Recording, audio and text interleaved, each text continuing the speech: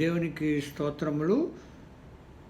మన సియోను ప్రార్థనా మందిర సభ్యులందరికీ శుభములు కలుగునుగాక. దేవుడు మీ అందరినీ దీవించునుగాక. ప్రస్తుత పరిస్థితుల్లో ఉన్నటువంటి ఈ కరోనా వైరస్, ఈ లాక్డౌన్ వల్ల మన ఆలయాల్లో ప్రార్థనలు, ఆరాధనలు జరుపుటానికి చాలా ఇబ్బందికరంగా ఉంది. అందువలన ఈ శుక్రవారపు దినము ప్రార్థనా కూడికలకు వాక్య ధ్యానం మనం చేసుకొనడానికి వీలుగా నేను ఈ యొక్క వాక్య ధ్యానం ఈ మధ్య చేస్తూ ఉన్నాను. మరి ఈ దినమున వాక్య భాగము యోహాను సువార్త 21వ అధ్యాయం. మీరందరూ మీ గృహముల్లో కూడుకొని ఈ వాక్యాన్ని చదువుకొని ధ్యానం చేయండి. మరి ఈ ప్రస్తుతం యొక్క ఈ వాక్య ధ్యానం యొక్క మూల వాక్యము నేను చదువుతాను. ఆ యోహాను సువార్త 13వ అధ్యాయము 1వ వచనం. యోహాను సువార్త 13వ అధ్యాయము 1వ వచనం చదువుకుందాం. తాను ఈ లోకము నుండి తండ్రి వద్దకు వెళ్ళవలసిన గడియ వచ్చానని యేసు పస్కా పండుగకు ముందే ఎరిగిన వాడై లోకములో ఉన్న తన వారిని ప్రేమించి వారిని అంతం వరకు ప్రేమించెను. మరలా చదువుకుందాం. యోహాను సువార్త 13వ అధ్యాయము 1వ వచనము 2వ భాగం చదువుతున్నాను. లోకములోనున్న తన వారిని ప్రేమించి వారిని అంతం వరకు ప్రేమించాను. మనం చిన్న ప్రార్థన చేసుకుందాం. వాక్య ధ్యానానికి వెళ్ళే ముందు, పరిశుద్ధులకు దేవా, సర్వోన్నతుడా మా దేవా, మీకు స్తుతి స్తోత్రములు. మేము ప్రస్తుత ఈ కరోనా వైరస్ సంబంధమైనటువంటి ప్రభుత్వ నియమ నిబంధనలను బట్టి మీ ఆలయానికి వచ్చి సహవాసంగా కూడి నిన్ను స్తుతించి గణపరిచి ప్రార్థించలేకపోతున్నాము. మమ్మల్ని అందరినీ క్షమించండి. పరిస్థితులు ఎరిగిన దేవా, మా గృహాల్లోనే మేము కుటుంబంగా కూడుకొని, వ్యక్తిగతంగా కూడుకొని నీ వాక్యాన్ని ధ్యానించి అందులో ఉన్నటువంటి మీరు మాకు సెలవిచ్చినటువంటి నానా వర్తమానము మేము గ్రహించి అనుసరించుటకు నీ కృప దయచేయండి. నాకు తోడైనండి. నేను మాట్లాడే ప్రతి మాట, ధ్యానం చేసే ప్రతి వచనము అది మీ చిత్తానుసారమై ఉన్నట్లు అనుగ్రహించండి. నన్ను మీ పరిశుద్ధాత్మతో నింపండి. అలాగే మా సంఘబిడ్డలందరినీ మీ యొక్క పరిశుద్ధాత్మతో నింపి ఈ వాక్యము ధ్యానించి మా హృదయంలో మేము భద్రం చేసుకొని అనుసరించినట్లు ఈ వాక్యానికి మేము స్పందించి నిన్ను ప్రేమించి నీ బిడ్డలుగా బ్రతుకుటకు నీ కృపను ఎల్లప్పుడూ దయచేయవలసిందని, అంధకార శక్తులను యేసుక్రీస్తు నామములో బంధిస్తూ ఈ వాక్య ధ్యానంలో మీరే తోడైండి, మీరే మాట్లాడవలసిందని యేసు ప్రభు నామం ద్వారా వేడుకొని ప్రార్థిస్తున్నాము తండ్రి. ఆమేన్. యేసు ప్రభువారు మరి ఆ యొక్క గురువారం రాత్రి అనగా పస్కా పండుగ దినము సాయంకాలం తెల్లవారితే పస్కా పండుగ ఆచరిస్తారు. మనందరికీ తెలుసు, గురువారం 6 గంటల నుంచే యూదులకు పస్కా దినం, పరిశుద్ధ దినం అంటే శనివారం ప్రారంభమవుతుంది. కాబట్టి యేసు ప్రభువారు శుక్రవారం సాయంత్రం 6 గంటలకి ఈ పస్కా విందు ఒక మేడగదిలో ఏర్పాటు చేసుకొని అక్కడ తన శిష్యులతో అక్కడ చేరి ఆ పస్కాను ఆచరించారు. అదే రాత్రి ఆయన బంధింపబడి తీర్పు తీర్చబడి తెల్లవారిన తర్వాత సిలువేయబడటానికి కొనుక్కోబడ్డాడు. కాబట్టి ఆ పస్కా పండుగ విందు ముందు యేసు ప్రభువారు మరి గురించి మాటలు రాయబడ్డాయి. యేసు ప్రభు లోకములో ఉన్న తన వారిని ప్రేమించి వారిని అంతం వరకు అనగా సంపూర్ణంగా ప్రేమించాడు. ఈ దేవుని ప్రేమ, యేసు ప్రభు ప్రేమ తన శిష్యుల చాలా విశిష్టమైంది. ఈ శిష్యుల గురించి మనం ధ్యానం చేస్తే కొన్ని అంశాలు నేను వరుసగా మీ ముందు ఉంచుతాను, అవి చెప్పుకుందాం. ఒకటేమిటి? మొదటిది, యేసు ప్రభు తన శిష్యులను పిలిచారు, ఏర్పాటు చేసుకున్నారు. ఇది మత్తయి సువార్త 4వ అధ్యాయంలో మనం చదువుతాం. మత్తయి సువార్త 4వ అధ్యాయము ఆ యొక్క 18-22 వచనములలో ఇలాగూ రాయబడి ఉంది. యేసు గల్లయ సముద్రం నడుచుండగా పేతురు అనబడిన సీమోను అతని సహోదరుడైన ఆంద్రేయ అని 2 సహోదరులను సముద్రంలో వలవేటి చూచెను. వారు జాలర్లు. ఆయన, నా వెంబడి రండి, నేను మిమ్మల్ని మనుషులను పట్టు జాలరులుగా చేతునని వారితో చెప్పాను. వెంటనే వారు తమ వలలు విడిచిపెట్టి ఆయనను వెంబడించిరి. ఆయన అక్కడి నుండి వెళ్ళి జబదేయి కుమారుడైన యాకోబు, అతని సహోదరుడైన యోహానును మరి ఇద్దరు సహోదరులు తన తండ్రి అయిన జబదేయ యొద్ద దోణిలో తమ వలలు బాగు చేసుకొని చుండగా వారిని చూచి వారిని పిలిచాను. వెంటనే వారు తమ దోణెను తమ తండ్రిని విడిచిపెట్టి ఆయనను వెంబడించిరి. యేసు ప్రభువారి శిష్యులను తనే ఏర్పాటు చేసుకున్నాడు. వారిని సేవకు తనే పిలిచాడు. పిలిచినప్పుడు అన్నాడు, నేను మిమ్మల్ని మనుషుల పట్టు జాలరులుగా చేస్తాను, నా వెంబడి రండి. ఇంగ్లీష్లో ఫాలో మీ అని ఉంటుంది. నా వెంబడి రండి అని ఆయన శిష్యులను పిలుచుకున్నాడు. ఇక్కడ మొదటి 4 శిష్యుల్ని ఆయన పిలిచినట్లుగా కనపడుతుంది. తర్వాత యోహాను సువార్తలోను మిగిలిన సువార్త భాగాల్లో మిగిలిన శిష్యులందరినీ ఏర్పాటు చేసుకున్నట్లుగా మనకి కనపడుతుంది. ఇప్పుడు తరువాత ఆయన శిష్యుల్ని ఏర్పాటు చేసుకున్నాక ఈ శిష్యులకి 3.5 సంవత్సరాలు ఆయన తరఫతి ఇచ్చాడు. శిష్యర్కం చేశారు వాళ్ళు. ఆ శిష్యులకి దేవుని విషయాలు, దైవ జ్ఞానం, పరలోక రాజ్య సిద్ధాంతములు బోధించాడు ఆయన. పరలోక రాజ్య విషయాలు, మర్మాలన్నీ తన యొక్క బోధల ద్వారా శిష్యులకు తెలియపరిచాడు. ఇవన్నీ 4 సువార్తల్లోనూ ఉన్నాయి. ముఖ్యంగా కొండ మీద ప్రసంగం అని మత్తయి సువార్త 5, 6, 7 అధ్యాయాల్లో ఇవి గుప్తపరచబడి ఉన్నాయి. అక్కడ రాయబడినటువంటి విషయాలు మరి మార్క్స్ వార్తలో, లోకాసు వార్తలో కూడా ఉంటాయి. కాబట్టి దేవుడు అనేక సందర్భాల్లో ప్రజలకు ప్రసంగం చేస్తూ తన శిష్యులను కూర్చోబెట్టుకుని వారికి బోధిస్తూ వచ్చాడు.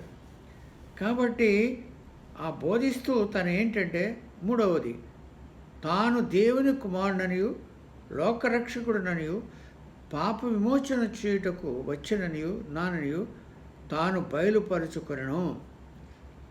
ఆయన బోధలు చేస్తూ మరి సూచక్రియలు చేస్తూ అద్భుతాలు చేస్తూ తాను దేవుని కుమారుడు, సన్ ఆఫ్ గాడ్ అనేటువంటిది ఈ లోకానికి మనుషులను మరి పాపము నుండి విమోచించడానికి వచ్చాడని మరి ఆయన తాను బయలుపరుచుకున్నాడు. ఈ విషయాలు మనము స్వార్థల్లో మనం చూస్తాం. ముఖ్యంగా లోకాసు వార్త 19వ అధ్యాయము 10వ వచనంలో ఇలాగ రాయినది. మనకందరికీ తెలుసు, నశించిన దానిని వెతికి రక్షించుటకు మనుష్య కుమారుడు ఈ లోకమునకు వచ్చినని లోకాసు వార్త 19వ అధ్యాయములో ఆ జక్ర ఇంటిలో యేసు ప్రభువారు ఆ జక్కరేతో మాట్లాడుతూ ఈ ప్రకటన ఆయన చేశాడు. నశించిన దానిని వెతికి రక్షించుటకు మనుష్య కుమారుడు వచ్చనని అతనితో చెప్పాను. అలాగే మార్క్స్ వార్త 10వ అధ్యాయంలో కూడా యేసు ప్రభువారు తన గురించి మరి అక్కడ మరి తన శిష్యులకేమి శాస్త్రులకేమి తను ప్రకటించుకున్నట్లుగా చెప్పినట్లుగా ఉంటుంది. మార్క్స్ వార్త 10వ అధ్యాయం 45వ వచనం చదువుతున్నాను. మనుష్య కుమారుడు పరిచారం చేయించుకున్నటకు రాలేదు కానీ పరిచారము చేయుటకును అనేకులకు ప్రతిగా విమోచన క్రయధనముగా తన ప్రాణమును ఇచ్చుటకు వచ్చెను.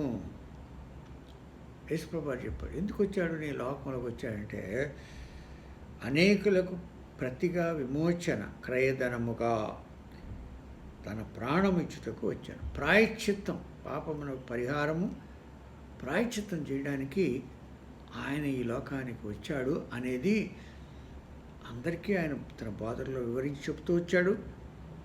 తన శిష్యులకు ముఖ్యంగా అర్థమయ్యేటట్టు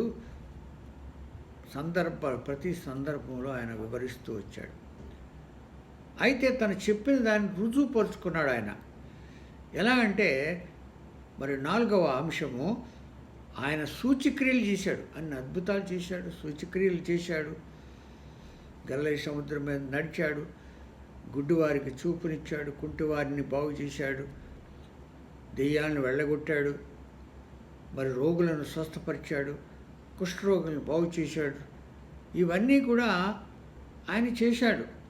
సూచక్రియలు అద్భుతములు చేసి చనిపోయిన వారిని లేపి దురాత్మలను వెళ్ళగొట్టి వారి విశ్వాసమును బలపరిచెను. ఎవరి విశ్వాసం అండి? ముఖ్యంగా శిష్యుల యొక్క విశ్వాసాన్ని. అలాగే తన బోధలు విని తనతో వచ్చినటువంటి మిగిలిన యూదులందరూ నమ్మిన వారందరి విశ్వాసాన్ని ఆయన బలపరిచాడు.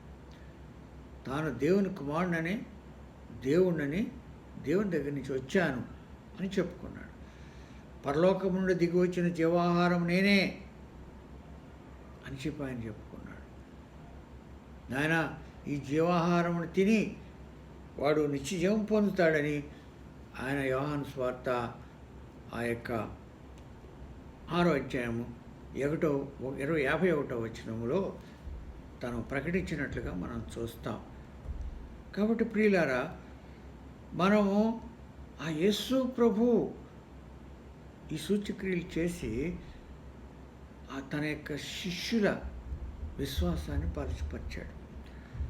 మత్తయి సువార్త 4వ అధ్యాయంలో మనం చూస్తే ఆయన గురించి మాటలు వ్రాయబడ్డాయి.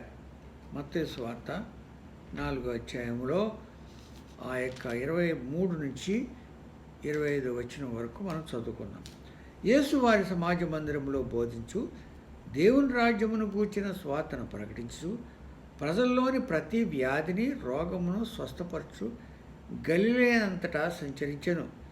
ఆయన కీర్తి సిరియా దేశమంతటా వ్యాపించెను. నానా విధములైన రోగముల చేతను వేదనల చేతను పీడింపబడిన వ్యాధిగ్రస్తులందరినీ, దెయ్యం పట్టిన వారిని, చాంద్ర రోగులను, పక్షవాయువు గలవారిని వారు ఆయన యొద్దకు తీసుకుని రాగా ఆయన వారిని స్వస్థపరిచెను. గలిలయ, దెకపొలి, యెరూషలేము, యూదయను ప్రదేశముల నుండి, యొర్దానునకు అవతల నుండి బహుజన సమూహంలో ఆయనను వెంబడించెను. తాను దేవుడు అనేటువంటిది తన యొక్క అద్భుత కార్యాల చేత తన శక్తిని బహిర్గతం చేయడం ద్వారా ఆయన చనిపోయిన వారిని, యాయూరు కుమార్ చనిపోతే ఆమెను లేపాడు. అలాగే లాజరు చనిపోయి 4 రోజులు సమాధిలో ఉంటే అందరి ముందు లాజరు బయటికి రమ్ము అని చెప్పాడు. కాబట్టి యాయూరు కుమార్తె తలితాకుమి అని చెప్పాడు. అనగా చిన్నదానా లెమ్ము అని ఆయన చెప్పినట్లుగా మనం దైవవాక్యంలో చేస్తాం. దీన్నంతా చనిపోయిన వారిని లేపటం అంటే ఎంత గొప్ప అద్భుతం. దాన్ని శిష్యులు చూసి ఆయన విశ్వాసం ఉంచారు, ఆయన దేవుడిని నమ్మారు. కాబట్టి మరి నన్ను గురించి మీరు ఏమనుకుంటున్నారు, లోకం ఏమనుకుంటుందంటే కొందరు ఏలియా అనియు, కొందరు బాప్తిసం యోహాను లేచాడని అనుకుంటున్నారు. అయితే మీరేమనుకుంటున్నారంటే అక్కడ పేతురు గొప్ప స్టేట్మెంట్ ఇస్తాడు.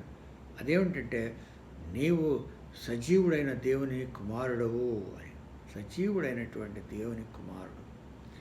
కాబట్టి దేవుని కుమారుడు అనే గొప్ప సాక్ష్యం ఆ యొక్క యేసు ప్రభు గురించి ఆ యొక్క మత్తయి సువార్త 16వ అధ్యాయములో మరి పేతురు చెప్పినట్లుగా ఉంటుంది. 16వ అధ్యాయము మత్తయి సువార్త 16వ అధ్యాయము 15-16 వచనాలు చదువుతున్నాను. అందుకు ఆయన, మీరైతే నేను ఎవడని చెప్పుకొనుచున్నారని వారిని అడిగాను.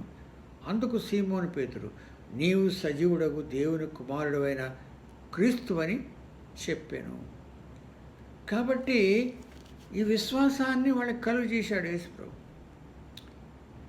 తర్వాత తను అప్పగింపబడి సిలువేయబడక ముందు రాత్రి మరి ఎన్నో మర్మాలు వాళ్ళకి యేసు ప్రభు బోధించినట్లుగా మనకి కనపడుతుంది. ఆ యొక్క మత్తయి సువార్త 27వ అధ్యాయము 26వ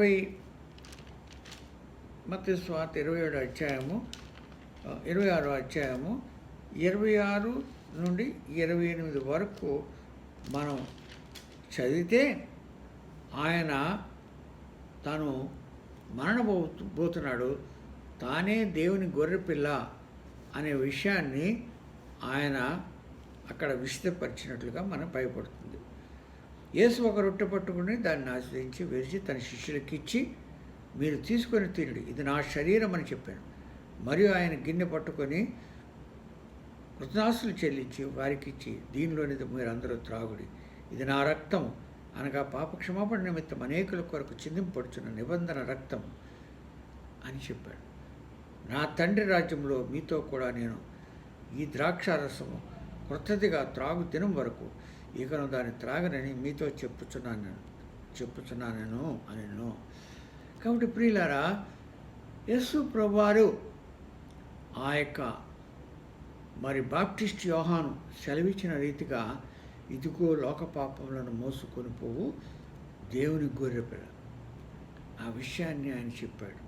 నా శరీరాన్ని మీరు తినండి, నా యొక్క రక్తాన్ని మీరు త్రాగండి సాదృశ్యంగా, అనగా పాపక్షమాపణ నిమిత్తము అనేకుల కొరకు చిందించబడుతున్నటువంటి ఇది నిబంధన రక్తం అని తన శిష్యులకు బయలుపరిచినట్లుగా మనము చూస్తాం.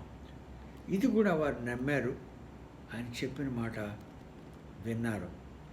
తర్వాత మరి ఆ యొక్క నేను 5 చెప్పాను, ఇప్పుడు 5వ వాక్య భాగం చెప్పాను. 6వ అంశం, యేసు ప్రభువారు అదే రాత్రి వారిని కూర్చోబెట్టుకుని అనేక గొప్ప సంగతులు, పరలోకపు రాజ్య మర్మాలు, మరి విశ్వాసులు ఎలా జీవించాలా, ఎలా ఆయన హత్తుకునాలా, గొప్ప వాగ్దానాలన్నీ కూడా ఆయన తన శిష్యులతో పంచుకున్నట్లుగా మనకు కనపడుతుంది.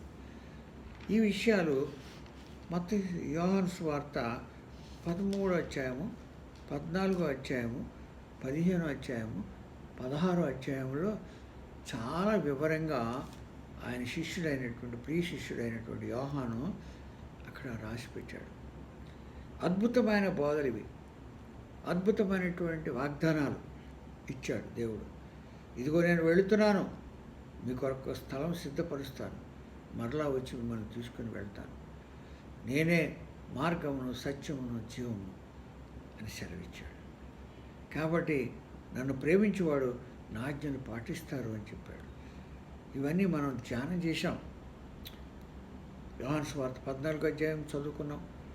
అలాగే మరి యోహాను సువార్త 15వ అధ్యాయంలో మనం చూస్తే, ద్రాక్షావళి నేను, నా తండ్రి వ్యవసాయకుడు, నాలో ఫలింపని ప్రతి తీగను ఆయన తీసి పారవేయను, ఫలించు ప్రతి తీగ మరి ఎక్కువగా ఫలింపవలనని దానిలోని పనికిరాగి తీగలను తీసివేయను అని యోహాను సువార్త 15వ అధ్యాయంలో 1వ వచనంలో రాయబడింది. అందుకే ఏమిటంటే మనం ఎప్పుడు నా యందు నిలిచి ఉండుడి, నా యందు నిలిచి ఉండుడి, నాకు అంటు కట్టబడి ఉండాలా, మనం ఆయన తీగలుగా ఉండాలా అనే అద్భుతమైనటువంటి విషయాలు ఆయన బోధించినట్లు కనపడుతుంది. ఆ బోధల్లో ఆయన గొప్ప విషయం ఏం చెప్పింది ఏంటంటే, ఇదిగో నేను వెళ్ళిపోతున్నాను, మీకు ఒక ఆదరణకర్తను పంపిస్తాను, ఆయన మీ దగ్గరికి వచ్చినప్పుడు మీకు అన్నీ నాకు బోధిస్తాడు అని చెప్పాడు. మన యోహాను సువార్త 14వ అధ్యాయము 26వ వచనం, ఆదరణ అనగా తండ్రి నా నామమున పంపబో పరిశుద్ధాత్మ సమస్తమును మీకు బోధించి నేను మీతో చెప్పిన సంగతులంటే మీకు జ్ఞాపకము చేయను, మీరు కలవరపడొద్దు, భయపడొద్దు, నేను వెళ్ళిపోతున్నానని చెప్పి మీరు చింతించవద్దు అని చెప్పాడు. మీరు నన్ను ప్రేమించి నా ఆజ్ఞలు పాటించినలా మేము మీ వద్దకు వచ్చి నివాసము చేస్తున్నాం అని చెప్పాడు. ఎవరైతే దేవుని ప్రేమిస్తారో, ఎవరైతే దేవుని ఆజ్ఞలు పాటిస్తారో వారి వద్దకు మేము అంటే తండ్రి, కుమార, పరిశుద్ధాత్మ త్రియేక దేవుడు వచ్చి నివసిస్తారనే గొప్ప వాగ్దానం ఈ 14వ అధ్యాయము 21వ వచనంలో వ్రాయబడింది. అలాగే పరిశుద్ధాత్ముడు వచ్చి మనకు అన్ని బోధిస్తాడు, నేర్పిస్తాడు. అలాగా మరి ఆయన వచ్చి పాపమును గూర్చు, నీతిని గూర్చు, తీర్పును గూర్చు లోకమును ఒప్పింపుకను చేయను అనే విషయం యోహాను సువార్త 16వ అధ్యాయము ఆ యొక్క 8వ వచనంలో వ్రాయబడ్డది. అలాగే 13 నుంచి 14, 15 వచనాలు చదువుకుంటే యోహాను సువార్త 16వ అధ్యాయంలో, అనగా ఆయన సత్యస్వరూపి అయిన ఆత్మ వచ్చినప్పుడు మిమ్మును సర్వసత్యములోని నడిపించును, ఆయన తనంతట తానే ఏమీ బోధింపక వేటిని విన్నో వాటిని బోధించి సంభవ్య సంగతులను మీకు తెలియజేయను, ఆయన నా వాటిలోనివి తీసుకొని మీకు తెలియజేయను గనుక నన్ను మహిమపరచును, తండ్రికి కలిగినవన్నీ నావి, అందుచేత ఆయన నా వాటిలోనివి తీసుకొని మీకు తెలియజేయనని నేను చెప్పి తిని. ఇది పరిశుద్ధాత్మ గురించి చెప్పారు. నేను ఏం చేశానంటే మీకు చాలా ఇష్టంగా ఉండటానికి నేను ఈ చెప్పేటువంటి ఈ ప్రసంగ భాగాన్ని ఒక చిన్న నోట్స్ కింద రాసి ఫోటోస్టాట్ చేయించి మీ అందరికీ పంచిపెట్టాను. ఈ వాక్యం వినేవారు నేను ఇచ్చిన నోట్స్ తీసుకుంటే ఆ నోట్స్లో ఈ ఐటమ్స్ అన్నీ 1, 2, 3, 4 కింద మరి వ్రాయబడి ఉన్నాయి. అందులో రెఫరెన్స్లు కూడా రాశాను. కాబట్టి మీరు తీరిగ్గా ఈ వాక్య భాగాన్ని మీరు మీ గృహాల్లో ఉండి ధ్యానం చేసుకోవచ్చు. 6వ భాగంగా యేసు ప్రభువారు ఇవన్నీ చెప్పిన తర్వాత ఆయన తన శిష్యుల దగ్గర ఏమీ దాయకుండా 3 సార్లు చెప్పాడు. అదేమిటంటే యేసు ప్రభు ముందుగానే తాను పొందబోవు శ్రమలను గూర్చి,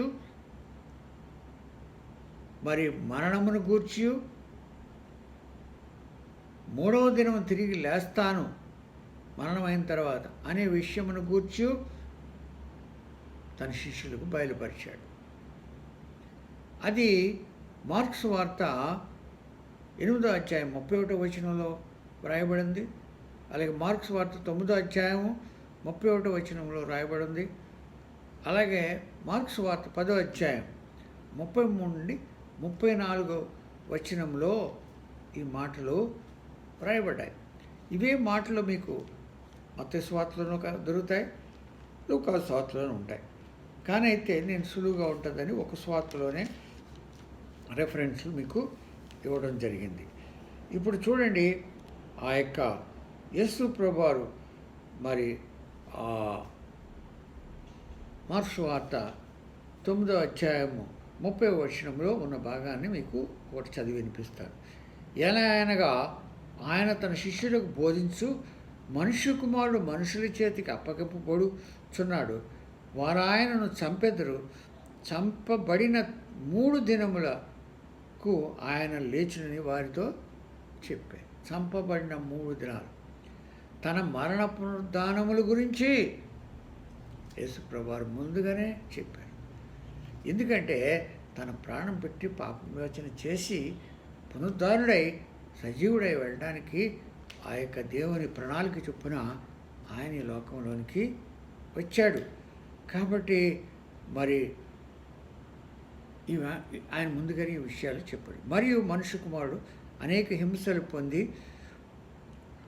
పెద్దల చేతను, ప్రధాన యాజకుల చేతను, శాస్త్రుల చేతను ఉపేక్షింపబడి చంపబడి 3 దినములైన తర్వాత లేచుడు అగత్యమని ఆయన వారికి బోధింప నారంభించెను అనేది మార్కు వార్త 9వ అధ్యాయం 31వ వచనంలో. కాబట్టి తన మరణాన్ని గురించి, శ్రమల గురించి, అన్ని గురించి ముందు దేశప్రభు తెలుసు. అదే విషయాలను దాపరికం లేకుండా శిష్యులకు ఆయన చెప్పినట్లుగా కనపడుతుంది. అలాగే 7వ అంశం ఏమిటంటే, యేసు ప్రభు చివరిగా శిష్యుల గురించి ప్రార్థన చేశాడు. తనను నమ్మిన వారందరి గురించి వారు ఏకమైనట్లును సత్యమందు ప్రతిష్ఠ చేయబడినట్లును ప్రత్యేకంగా యేసు ప్రభు ప్రార్థన చేశాడు. యేసు ప్రభు గొప్ప ప్రార్థన మన యోహాను సువార్త 17వ అధ్యాయములో పొందుపరచబడింది. యోహాను సువార్త 17వ అధ్యాయం. ఆ అధ్యాయం చూస్తే అందులో ఎన్ని అంశాల గురించి యేసు ప్రభు ప్రార్థన చేశాడో, తన శిష్యుల గురించి, తన నమ్మిన వారందరి గురించి, ఆయన యెహోవా దేవునికి ఏ విధంగా ప్రార్థన చేశాడో ఆ యోహాను సువార్త 17వ అధ్యాయంలో చూస్తాం. మరి 11వ వచనంలో 17 యోహాను 17:11 ఇలా రాయబడి, మనము ఏకమై ఉన్నలాగున వారును ఏకమై ఉండునట్లు నీవు నాకు అనుగ్రహించిన నీ నామందు వారిని కాపాడుము. అలాగనే మరి 12వ వచనంలో, నేను వారి యొద్ద ఉండగా నీవు నాకు అనుగ్రహించిన వారిని నీ నామమందు కాపాడితిని, నేను వారిని భద్రము చేసి తిని అని చెప్పాడు.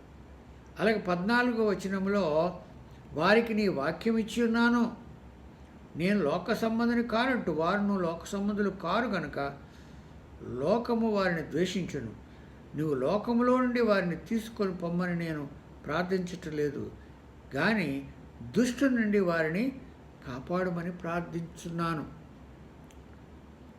అలాగే 17వ వచనంలో, సత్యమందు ప్రతిష్ఠ చేయము, నీ వాక్యమే సత్యము.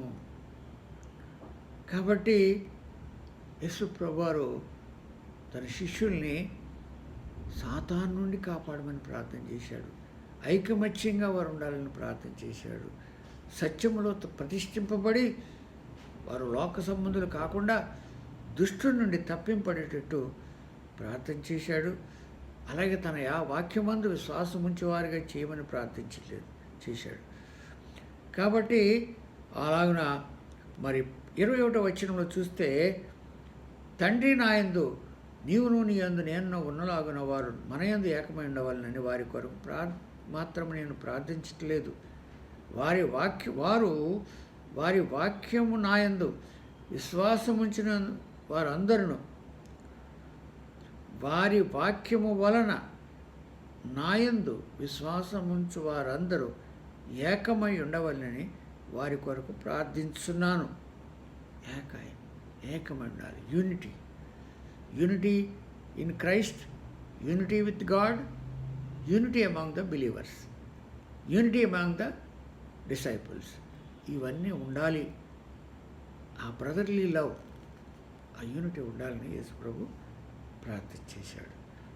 కాబట్టి మరి ఇంకో చివరిగా ఏంటంటే, నీవు నా యందు ఉంచిన ప్రేమ వారి యందు ఉండునట్లును నేను వారి యందు ఉండునట్లును వారికి నీ నామమును తెలియజేస్తుని ఇంకనూ తెలియజేసేదను. అంతేకాదు ప్రార్థన చేశాడు, తండ్రి నేను ఎక్కడ ఉందునో అక్కడ నీవు నాకు అనుగ్రహించిన వారును నాతో కూడా ఉందమని నాతో కూడా ఉండవలెననియు నీవు నాకు అనుగ్రహించిన నా మహిమను వారు చూడవలనని కోరుతున్నాను. ఎంత గొప్ప ప్రార్థన, విశిష్టమైన ప్రార్థన తన శిష్యులకు చేశాడు. కాబట్టి ఎంత తర్ఫీదు ఇచ్చి, ఎంత ప్రార్థన చేసి, ఇన్ని విషయాలు బోధించి వారికి దైవజ్ఞానం కలిగి చేసినటువంటి ఆ దేవునికి స్తోత్రాలు. మనం రెండో భాగంకి వెళ్దాం. ఈ రెండో భాగం ఏంటంటే, ఇన్ని అనుభవాలు పొందినటువంటి శిష్యులు ఏ విధంగా తరువాత ప్రవర్తించారు. ఇంత తరబీదు పొందారు, దేవుని యేసు ప్రభు చేత గొప్ప టీచింగ్ పొందారు, యేసు ప్రభు సూచక్రియలు చూశారు, యేసు ప్రభు అద్భుతాలు చూశారు, యేసు ప్రభు దేవుడిని ఒప్పుకున్నారు, ఆయన యందు విశ్వాసం ఉంచారు, ఆయనతో తిరిగారు, ఆయనతో తిన్నారు, ఆయనతో నిద్రించారు, అంటే ఒకే చోట పడుకున్నారు, ఆయన విడిచిక వాళ్ళని ఎనకుండా ఎడబాయకుండా ఉన్నారు. ఆయన శక్తి ప్రభావం వారికి ఇచ్చి, మీరెళ్ళి మీరే గ్రామాల్లో స్వార్థను ప్రకటించి మీరు అద్భుతాలు చేయండి, దెయ్యాలు వెళ్ళగొట్టండి అని అధికారం ఇచ్చి ఆయన వాళ్ళని పంపించాడు. ఎన్ని అనుభవాలు కలిగిన వారు ఆయన చివరి కాలంలో ఎలా ప్రవర్తించారో మనం చూద్దాం. ముఖ్యంగా యేసు ప్రభు ఈ లోకంలో జీవించిన చివరి వారంలో వాళ్ళు ఎలా ప్రవర్తించారో మనం చూద్దాం. మొదటిది ఏంటంటే, వారు అస్థిరులుగా ఉన్నారు. స్థిరత్వం లేదు. విశ్వాసంలో స్థిరులుగా ఉండాలి, బలంగా ఉండాలి, నమ్మిన దాన్ని విశ్వసించి జీవించాలి. ఎందుకు అస్థిరులుగా ఉన్నారో, ఆయన దేవుడు అన్ని శక్తిమంతులను చూశారు కదా. ఒక ఉదాహరణ, యేసు ప్రభువును సైనికులు వచ్చి ఆ ఏదోన ఆ యొక్క గెచ్చమనే తోటలో ఆయన బంధించినప్పుడు శిష్యులు ఏం చేశారు? పారిపోయారు. అందరూ పారిపోయారు. ఒక్కళ్ళు లేరు. 12 మంది శిష్యుల్లో యూదా ఆయన అప్పగించాడు, ద్రోహి అయిపోయాడు, భ్రష్టత్వంలో పాల్పోయాడు, భ్రష్టుడైపోయాడు. మిగిలిన 11 మందిలో ఒక్క యోహాను మాత్రమే ఆయన అంటిపెట్టుకుని వెంబడించాడు. పేతురు యోహానులు దూరము నుండి ఆయన వెంబడించిరి అని బైబిల్లో రాయబడం. పేతురు పారిపోలేదు, కానీ దూరాన్ని నుంచి ఆయన వెంబడించి వెళ్ళాడు, దగ్గరికి రాలేదు. యోహాను ఒక్కడే దగ్గరికి ఉన్నాడు. మిగిలిన 9 మంది పారిపోయి దాక్కున్నారు. ఎక్కడికి వెళ్ళిపోయారో ఎవరికి తెలియదు, భయపడిపోయారు. కాబట్టి కష్టం వచ్చినప్పుడు, శోధన వచ్చినప్పుడు, ప్రమాదం వచ్చినప్పుడు వాళ్ళు దేవుని చెంతలో విశ్వాసంలో బలంగా నిలబడలేదు అనేది మనం ఇక్కడ చూస్తున్నాం. ఇక్కడ మనం చూసినట్లయితే మత్తయి సువార్త 26:56లో ఈ మాటలు వ్రాయబడ్డాయి. మత్తయి సువార్త 26:56లో వారు పారిపోయిరి అని ఉంటుంది. మత్తయి సువార్త 26:56 మీరు చూడండి. వాక్యం ఫాలో అవుతున్నారు అనుకుంటాను బైబిల్ దగ్గర పెట్టుకుని. కాబట్టి ఆ 26:56లో ఆయన అరెస్ట్ చేయగానే శిష్యులు ఏమయ్యారు? అయితే ప్రవక్తల లేఖనములు నెరవేరినట్లు ఇది అంతయు జరిగినని చెప్పాను. అప్పుడు శిష్యులందరూ ఆయనను విడిచి పారిపోయారు. ఈ దినాల్లో ఏదైనా శోధన కలిగిన, అపాయం కలిగిన, నువ్వు క్రైస్తవుడు అని ఎవరైనా గద్దించి అడిగినా మనలో చాలామంది ముఖం చాటేస్తున్నారు. నేను యేసు ప్రభుని నమ్ముకున్నాను, యేసు ప్రభుని విశ్వాసం ఉంచాను, ఆలయానికి వెళ్తాను, నా దేవుడు ప్రభు అని ధైర్యంగా 10 మందిలో చెప్పలేని క్రైస్తవులు చాలామంది ఉన్నారు. చర్చిలో ఒకలా ఉంటారు, ఆఫీసులో బయటికి వెళ్ళినప్పుడు ఒకలా ఉంటారు. అంటే ఏంటన్నమాట?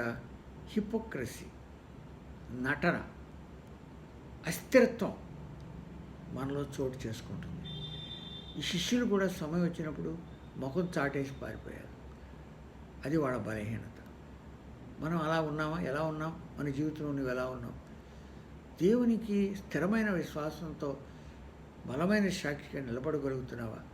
శోధన, అపాయము, కష్టం వచ్చినప్పుడు, నలుగురిలో సాక్ష్యం ఇవ్వాల్సి వచ్చినప్పుడు నువ్వు లేచి ధైర్యంగా చెప్పగలుగుతున్నావా? ఆ విశ్వాసాన్ని వ్యక్తపరచగలుగుతున్నావా? నష్టం కలిగినా నేను యేసు ప్రభు బిడ్డనే, యేసు ప్రభు విశ్వాసనే అని చెప్పగలుగుతున్నావా? శిష్యులు ఎందుకు జారిపోయి ఉంటారు? వాళ్ళని కూడా అరెస్ట్ చేసి జైల్లో పడేస్తారేమో, వాళ్ళని కూడా చంపేస్తారేమో అని వాళ్ళు భయపడి పారిపోయారు. మనం కూడా కొన్ని పరిస్థితుల్లో భయపడి దాక్కుంటాం. అలా దాక్కోకూడదండి. అస్థిరులుగా ఉండకూడదు. స్థిరమైన విశ్వాసంతో మనం ఉండాలి. రెండవది, వాళ్ళు బలహీనులుగా ఉన్నారు. బలహీనత చోటు చేసుకుంటుంది. దానికి మంచి ఉదాహరణ పేతురు స్వభావమే. యోహాను సువార్త 13వ అధ్యాయము 36, 38వ వచనంలో చూస్తే పేతురు అక్కడ యేసు ప్రభువు ముందు చాలా ప్రగల్భాలు పలికినట్లుగా మనకి కనబడుతుంది. యోహాను సువార్త 13వ అధ్యాయము 36, 38 చూస్తే అక్కడ పేతురు అంటాడు. చూడండి 36 నుంచి యోహాను సువార్త.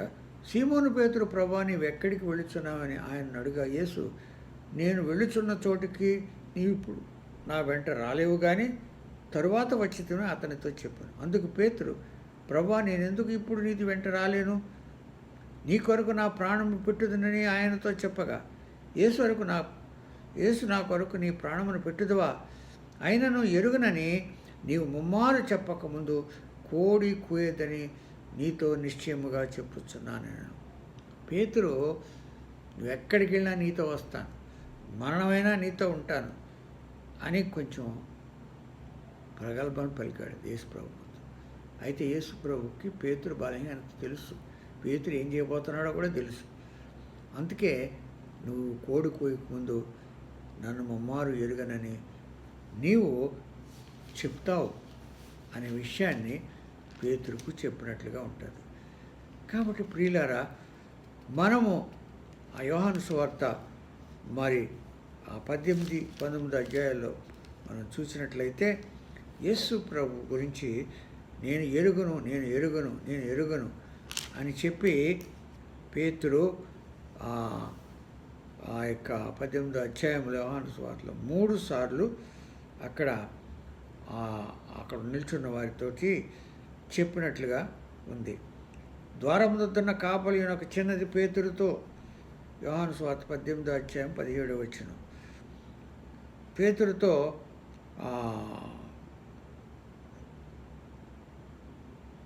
నీవు నీ మనుషుని శిష్యుల్లో ఒకడవు కావా అని చెప్పగా అతడు కానెనను. అలాగే మరొకసారి ఇంకొకసారి ఆయన చెప్పినప్పుడు ఆయన ఒకడు అక్కడ వీళ్ళ చేతులకు చలి కాసుకొని చూడగా మరి ఆ శిష్యుల్లో ఒకడు కావా అని వాళ్ళు ప్రశ్న వేసినప్పుడు పేతురు ఎవని చెవి తెరనకును వాని బంధువు ప్రధాన యాజకుని దాసులు ఒకడు, నీవు తోటలో అతనితో కూడా ఉండగా నేను చూడలేదా అని చెప్పినందుకు పేతురు నేను ఎరుగునని మరి ఒకసారి చెప్పాను. ఇది 26వ వచనం, 18వ అధ్యాయం 26వ వచనం. అలాగే మరి యొక్క అమ్మాయి నువ్వు ఆయనతో ఉన్నావు అని చెప్పినప్పుడు నేను కాదు అని ముమ్మారు బంకాడు. కాబట్టి ప్రియులారా, ఇది బలహీనత, క్రైస్తవ బలహీనత. మనలో చాలా బలహీనతలు ఉన్నాయి. ప్రార్థన చేసుకోలేని బలహీనత, బైబిల్ చదవలేని బలహీనత, బద్ధకంగా ఉండి దేవుని ఆలయానికి రాలేని బలహీనత. ఎందుకు రాలేదంటే ఎక్కడో పని ఉందని, లేకపోతే ఇంట్లో పని ఉందని, ఎక్కడికో వెళ్ళానని, ఇలా బలహీనమైనటువంటి స్వభావం, బలహీనమైన విశ్వాసం కలిగిన వారుగా ఉంటాం మనం. కాబట్టి మనం బలహీనులుగా ఉండకూడదు. పేతురు బలహీనుడు కనుక భయపడిపోయి యేసు ప్రభు గురించి బొక్కాడు. తర్వాత వాక్యం ఏంటంటే మరి ఆ యొక్క అవిశ్వాసులుగా ఉన్నారు. ఎవరు? శిష్యులు. యేసు ప్రభు వారు 14వ అధ్యాయంలో చూసినట్లయితే ఈ యొక్క మత్తయి సువార్త యోహాను సువార్త 14వ అధ్యాయంలో అన్నాడు. 1వ వచనంలో ఇలాగ చెప్పారు, మీ హృదయము కలవరపడనీయకుడి, దేవుని యందు విశ్వాసం ఉంచున్నారు, నా యందును విశ్వాసం ఉంచు. దేవుని యందు విశ్వాసం ఉంచడం, యేసు ప్రభునందు విశ్వాసం ఉంచడం చాలా ముఖ్యం. విశ్వాసము లేకుండా ఎవరునూ ప్రభువును చూడరు. హెబ్రీయులకు రాసిన పత్రిక 11 అధ్యాయం అంతా విశ్వాసుల గురించే రాయబడింది. అక్కడ అబ్రహాం విశ్వాసం, మోషే విశ్వాసం, మరి అలాగే దావీదు విశ్వాసం, అలా భక్తుల యొక్క విశ్వాసాల గురించి అక్కడ రాయబడింది. కానీ ఇన్ని అనుభవాలు కలిగిన శిష్యులు చివరిలో మరి అవిశ్వాసం లేకుండా అవిశ్వస్తులుగా ఉన్నారు. యేసు ప్రభు నన్ను నమ్మండి, నన్ను వెంబడించండి అని చెప్పి పిలిచి ఆ నమ్మకం కలిగజేయడానికే వాళ్ళకి ఎన్నో అద్భుతాలు చూపి సూచక్రియలు చేసి వాళ్ళ బలమైన విశ్వాసులుగా చేయాలనుకుంటే తీరా యేసుప్రభు నేను తిరిగి లేస్తానని చెప్తే ఆ మాటలే మర్చిపోయారు. యేసుప్రభు తిరిగి లేస్తాడని మగ్దలేని మరియా వచ్చి చెప్పినా వెళ్ళి చూశారు, కానీ పూర్తిగా నమ్మలేకపోయారు. ఆఖరికి యేసుప్రభు ఆ విశ్వాసాన్ని వాళ్ళలోంచి ఎలా తొలగించాడు, అవిశ్వాసాన్ని ఎలా తొలగించాడు? ఆయన తిరిగి లేచినటువంటి ఆ మొదటి రోజే వాళ్ళకి ఇంట్లో తలుపులు వేసుకుని దాగుండి యేసుప్రభు కనపడ్డాడని ఒకళ్ళొకళ్ళు చెప్పుకుంటే అప్పుడు యేసుప్రభు వచ్చి ఆ యొక్క వాళ్ళకి కనపడ్డాడు.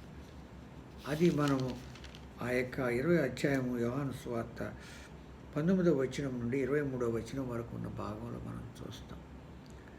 అప్పుడు వాళ్ళు ఏం చెప్తారంటే, మరి తాను కూడిన ఇంటి తలుపులు మూసుకొని ఉండగా యేసు వచ్చి మధ్య నిలిచి మీకు సమాధానం కలుగునుగా కానీ వారితో చెప్పారు. ఆయన అలాగే చెప్పి వారికి తన చేతులను ప్రక్కలను చూపక శిష్యులు ప్రభువుని చూసి సంతోషించారు. అప్పుడు యేసు మరలా మీకు సమాధానం కలుగునుగా, తండ్రి నన్ను పంపిన ప్రకారం నేను మిమ్మల్ని పంపుచున్నానని చెప్పాను. కాబట్టి మరి అక్కడ వారికి ఆయన దర్శనం ఇచ్చి, ఇదిగో నేను, నా శరీరాన్ని ముట్టుకోండి, చూడండి, నాకున్నటువంటి శరీరం దెయ్యాలకి అపవిత్రాత్మలకు ఉండదు, నా చేతులు ముట్టుకోండి, నా పక్కలో బళ్ళెప్పోటుని చూడండి అని చెప్పి తను కనుపరుచుకొని వాళ్ళ విశ్వాసాన్ని బలపరిచాడు. అవిశ్వాసులుగా ఉంటే ఆయన విశ్వాసాన్ని బలపరిచాడు. మీరు అవిశ్వాసులుగా ఉండొద్దని చెప్పాడు. తర్వాత అపనమ్మకంగా ఉన్నారు శిష్యులు. అపనమ్మకం దానికి గొప్ప ఉదాహరణ ఎవరంటే తోమా. తర్వాత వారం ఈ యేసుప్రభు వారు మొదటి రోజున కనపడినప్పుడు తోమా లేడు. మళ్ళా ఒక వారం అయిపోయిన తర్వాత యేసుప్రభు వాళ్ళకి కనపడ్డాడు. ముందు యేసుప్రభు కనపడినప్పుడు యేసుప్రభు కనపడ్డాడు, మాతో మాట్లాడాడు, మాతో ఉన్నాడు అని చెప్పి మరి శిష్యులందరూ 10 మంది శిష్యులు, ఎందుకంటే యోధా బస్టెడ్ అయిపోయి చనిపోయాడు, తోమా లేడు, మిగిలిన 10 మంది శిష్యులు ఉన్నారు. యేసుప్రభును చూచిన స్త్రీలు కూడా అక్కడ ఉన్నారు. మగ్దలేని మరియా, సలోమి, హోసన్న, వేరొక మరియా, వీళ్ళందరూ అక్కడ ఉండి ఆ గలిలే నుంచి స్త్రీలందరూ మేము చూసాము, యేసుప్రభుని చూసామంటే ఇంతమంది చెప్పినా తోమా నమ్మలే. తోమా ఏమన్నాడు? ఆ యొక్క 20వ అధ్యాయం 24, 25 వచనంలో 12 మందిలో ఒకడైన దిదుమానవుడు తోమ వారితో లేకపోయిన గనుక తక్కిన శిష్యులు మేము ప్రభువును సూచితమని అతనితో చెప్పగా అతడు, నేను ఆయన చేతిలో మేకులు గుర్తులు చూచి నా వ్రేలు ఆ మేకులు గుర్తులో పెట్టి నా చెయ్యి ఆయన ప్రక్కలో ఉంచితేనే కానీ నమ్మను అని చెప్పాను. అపనమ్మకం. చాలామంది క్రైస్తవులకండి బైబిల్ చదువుతారు, చర్చకు వస్తారు, కానీ ఎన్నో అనుమానాలు, హృదయపూర్వకంగా దేవుని నమ్మలేకపోతున్నారు. అన్నీ డౌట్సే, ప్రశ్నలు ఎక్కువ. చూచిన నమ్మిన వారికన్నా చూడక నమ్మిన వారు ధన్యులని యేసుప్రభు తోమాతో చెప్తాడు. తర్వాత వారం రోజులకి యేసుప్రభు తోమా ఉండగా వచ్చి, అది మనం 26వ వచనం నుండి ఆ యొక్క యోహాను సువార్త 20వ అధ్యాయం 26వ వచనం నుండి 29వ వచనం వరకు చదివినట్లయితే యేసు ప్రభు కనపడి, ఓ తోమా, నీ వ్రేలు ఇటు చాచి నా చేతులు చూడము, నీ చెయ్యి చాచి నా ప్రక్కలో ఉంచి అవిశ్వాసివి కాక విశ్వాసివై ఉండుమనెను. అందుకు తోమా ఆయనతో, నా ప్రభువా, నా దేవా అనెను. నీవు నన్ను చూచి నమ్మితివి, చూడక నమ్మిన వారు ధన్యులని అతనితో చెప్పాను. అపనమ్మకం అనేది చాలా క్రైస్తవుల్లో, నీవు ఏదైనా అనుమానాలు ఉంటే వాక్యం తెలిసినటువంటి సహోదరుల దగ్గరకో పాస్టర్ గారి దగ్గరకో, నీవు ఎవరి మీద నమ్మకం వాళ్ళ దగ్గరికి వెళ్ళి నాకు అనుమానం ఉందండి, ఇది అర్థం కావట్లేదని చెప్పి దాన్ని విడమర్చి తెలుసుకుని నమ్మాల. అంతేగాని అపనమ్మకస్తుడిగా ఎప్పుడూ ఉండకూడదు. డౌటింగ్ క్రిస్టియన్ ఉండకూడదు. అందుకే డౌటింగ్ తోమా అన్నారు. తోమాని అనుమానస్తుడు, భయస్థుడు, ఇలాంటివి ఉండకూడదు. ఈ క్రైస్తవ విశ్వాసంలో మనం చాలా దేవుని వెంబడిస్తూ బ్రతకాలి. తర్వాత మనం చూసినట్లయితే 5వ పాయింట్ ఏమిటంటే, వారు అవిధేయులై ఉన్నారు. ఉదాహరణకి 7 శిష్యులు, వీళ్ళు అది 21వ అధ్యాయంలో మనం చదువుతాం. ఈ దినమున వాక్య భాగం అదే అధ్యాయం ఇచ్చాను నేను. ఏమిటంటే ఆ యొక్క 2-3 వచనాల్లో చూస్తే, సీమోను పేతును, దిదుమ అనబడిన తోమాయు, గలిలోని కానా ఊరివాడుగు నతానీయులను, జబదయి కుమారుడును ఆయన శిష్యులు మరి 2 కూడి ఉండిరి. సీమోను పేతురు, నేను చేపల పట్టబోదునని వారితో అనగా, వారు మేమును నీతో కూడా వచ్చేదమనిరి. యేసు ప్రభుని ఒక పని చెప్పాడు. వీళ్ళని ఒక కమిషన్ ఇచ్చాడు. అదేమిటంటే, ఆ కమిషను శిష్యులకి ఆ మాట క్లియర్గా యోహాను సువార్త 20వ అధ్యాయంలో మరి 21వ వచనంలో ఉంటుంది. తండ్రి నన్ను పంపిన ప్రకారం నేను మిమ్మను పంపుచున్నాను. అపోస్తులంటే వన్ హూ ఆర్ సెంట్ అని అర్థం. వీళ్ళు అపోస్తులుగా చేయాలి. నన్ను చూచిన వారు, నా యొక్క తిరిగి లేచి పునరుద్ధారుడైనటువంటి యేసు ప్రభువును చూచిన వారు, యేసు సిలువలో చనిపోయి 3వ దినమున తిరిగి లేచాడని గొప్ప స్వార్థను లోకానికి ప్రకటించాలి. అది కమిషన్ ఆఫ్ శిష్యులకు దేవుడు అప్పగించబడినటువంటి కమిషన్ సిద్ధాంతం. మీరు సర్వలోకమునకు వెళ్ళి స్వార్థను ప్రకటించుడి అని చెప్పి మత్తయి సువార్తలో యేసు ప్రభువారు ఆరోహణమైనప్పుడు కమిషన్ ఇస్తాడు. అది మనకు తెలుసు కదా. మత్తయి సువార్త 28వ అధ్యాయంలో ఈ మాటలు ఉంటాయి. సర్వలోకమునకు వెళ్ళి మీరు స్వార్థను ప్రకటించుడి. నేను మీకు ఏ సంగతులు ఆజ్ఞాపించిన వాటినన్నింటినీ గైకొనవలనని వారికి బోధించుడి. తండ్రి ఎక్కువ, కుమారుడు ఎక్కువ, పరిశుద్ధాత్మ నామమున వారికి బాప్తిస్మీయుడి. మీరు వారిని శిష్యులుగా చేయండి అని దేవుడు బాధ్యత ఇస్తే, వీళ్ళు ఏం చేస్తున్నారు? వెళ్ళి చేపలు పడుతున్నారు. చాలామంది అంతే. నేను చాలామంది చూస్తున్నాను. థియాలజీ చదువుతానండి, బీడీ అవుతానండి, బీటీహెచ్ చదువుతానంటారు. ఆ బీటీహెచ్ బీడీ అయిన తర్వాత తిరిగి వచ్చి వేరే ఉద్యోగాలు చేసుకుంటారు. యేసు ప్రభుకు సమర్పణ చేసుకున్నాను అంటారు, వేరే పనులు చేస్తూ ఉంటారు. దేవుని సువార్తను ప్రకటించడం. లేకపోతే అసలు పాస్టర్ల గారికి చర్చిలో ఆరాధన చేయడం కన్నా ముఖ్యమైన బాధ్యత సువార్త సేవలు చేయడం, ఎవాంజలిజం. అది బాధ్యత. యేసు ప్రభువుకు ఆత్మలు సంపాదించడం, నూతన ఆత్మలు సంపాదించడం, వారిని ప్రభువులో శిష్యులుగా చేయడం, వారికి బాప్తిసం ఇవ్వడం. అది ప్రతి పాస్టర్ గారికి, ప్రతి సేవకుడికి ఉన్నటువంటి మొదటి బాధ్యత. అది చాలామంది విస్మరిస్తున్నారు. పాస్టర్ గారంటే చర్చికి వెళ్ళి పాటలు పాడి ప్రసంగం చేసి ఆరాధన చేయించేసి వారి కొరకు ప్రార్థన చేస్తే తన సేవ అయిపోయింది, ముగిసిపోయింది అనుకుంటున్నారు. నమ్మిన వారికి వాక్యం చెప్పడం, నా దేవుని ఆలయానికి వచ్చిన వారికి వాక్యం చెప్పడం గొప్ప విషయం ఏం కాదండి. వాళ్ళు ఆల్రెడీ నమ్ముకున్నారు కనుకే ఆలయానికి వస్తారు. నమ్మని వారికి సువార్త చెప్పాలి. అది శిష్యులకు ఇచ్చిన కమిషన్. అయితే వీరు ఏం చేస్తున్నారు?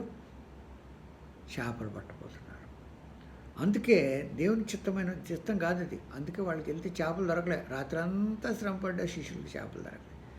ఆఖరికి మళ్ళీ తెల్లతారు పండుగ యేసు వచ్చి, పిల్లలారా మీకు ఏమైనా చేపలు దొరికినాయంటే ఏమీ దొరకలేదని వేలాడేసుకుని మొహంతో ఉన్నారు. అప్పుడు యేసు ప్రభువారు చెప్పి మరి సముద్రంలో మీరు వలవేయుడి మీకు దొరుకుతాయని చెప్పి ఆ యొక్క మరి కుడి ప్రక్కను లేదని వారు ఆయనతో చెప్పి అప్పుడు ఆయన ధోని కుడి ప్రక్కన వలవేయుడి మీకు దొరుకునని మరి చెప్పిన కనుక వారాగు చేయగా చేపలు విస్తారంగా పడినందున వారు వల లాగలేకపోయారు. రాత్రంతా చేపలన్నీ ఏమైపోయాయి? ఇప్పుడు ఎక్కడి నుంచి వచ్చినాయి? 153 చేపలు, పెద్ద చేపలు. యేసు ప్రభు అనుమతి లేనిదే ఏమీ ఫలించదండి. యేసు ప్రభు కృప లేనిదే ఏది దీవెనకు రాదండి. కాబట్టి దేవుని సేవ చేయాలనుకునేవారు ఉండాలి. అది అవిధేయత. దేవుని పని చెప్తానని చేయకపోవడం, దేవుని వాక్యాన్ని ప్రకారం నడుచుకోకపోవడం అవిధేయత. చాలామంది మన క్రైస్తవులు అలాగే ఉన్నారు, అవిధేయులు ఉన్నారు. దేవుని ఆజ్ఞలు పాటించరు, దేవుని యొక్క నడుచుకోరు, మళ్ళీ దేవుడు అంటారు. కాబట్టి అనేకమైన పాపాలు చేస్తారు, తప్పిదాలు చేస్తారు, అబద్ధాలు ఆడతారు, మోసప్రయోగాలు చేస్తారు, లంచాలు తీసుకుంటారు. ఇది అవిధేయత. అది దేవుని చిత్తమా? కాదు. కాబట్టి మనం అవిధేయులై ఉండకూడదు. చివరిగా ఈ 2 మాటలు చెప్పుకొని మనం ముగించుకుందాం. అదేంటంటే, ప్రభు అయిన యేసు పేతుర్ని శిష్యుల్ని పిలిచి యోహాను సువార్త 21వ అధ్యాయం 1-2 వచనాల్లో యోహాను కుమారుడైనటువంటి సీమోను, నేనును వీరికంటే నీవు నన్ను ఎక్కువగా ప్రేమించున్నావా అని ప్రశ్నించాడు. ఎందుకు ఆ ప్రశ్న వేశాడు? ఎందుకంటే దేవుడు అంతగా వీరిని ప్రేమించిన వీళ్ళకి ఆ దేవుడు ఎక్స్పెక్ట్ చేసినంత ప్రేమను తిరిగి వీళ్ళు చూపించలేకపోయారు. యేసు ప్రభువే. మనలో చాలామంది అదే. దేవుడు ప్రేమ అన్నాడని చెప్పుకుంటాం, దేవుడు మనల్ని ప్రేమించాడని చెప్పుకుంటాం, దేవుడు మనకు సిలువ వేయబడని చెప్పుకుంటాం, మనకు తన రక్తాన్ని కార్చాడని చెప్పుకుంటాం. కానీ మనం దేవునికి ఏం చేస్తున్నామో చెప్పుకోం. యేసు ప్రభు మనకి ఏం చేశాడో ఎప్పుడు అదే చెప్పుకుంటాం. కానీ నువ్వేం చేస్తున్నావు యేసు ప్రభుకి? నువ్వు దేవుని ప్రేమిస్తున్నావా? కాబట్టి మనం దేవుని ప్రేమించాలా. ప్రేమించకపోతే పాపం. నా ఆజ్ఞలు గైకొని నన్ను ప్రేమించేవాడు ధన్యుడు అని చెప్పాడు. నిజంగా నా ఆజ్ఞలు గైకొని వాడే నన్ను ప్రేమించేవాడని యేసు ప్రభు వారు యోహాను సువార్త 14వ అధ్యాయంలో చెప్పారు. కాబట్టి ఆజ్ఞలు గైకొంచడం, దేవునికి లోబడడం, అవిధేయత లేకుండా జీవించడం అనేది మనం నేర్చుకోవాలి. దేవునికి లోబడి ఉండాలి, ఎల్లప్పుడూ ఆజ్ఞలు పాటించాలి.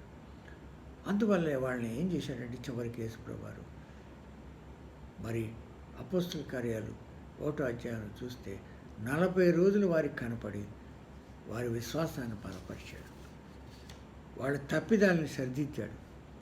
కాబట్టి ఆయన శ్రమ పడిన తర్వాత 40 దినాల వారు కాకపోవచ్చు దేవుని రాజ్య విషయములు గార్చి బోధించు అనేక ప్రమాణములను చూపి వారికి తాను సజీవకునిగా కనపరుచుకున్నాడు.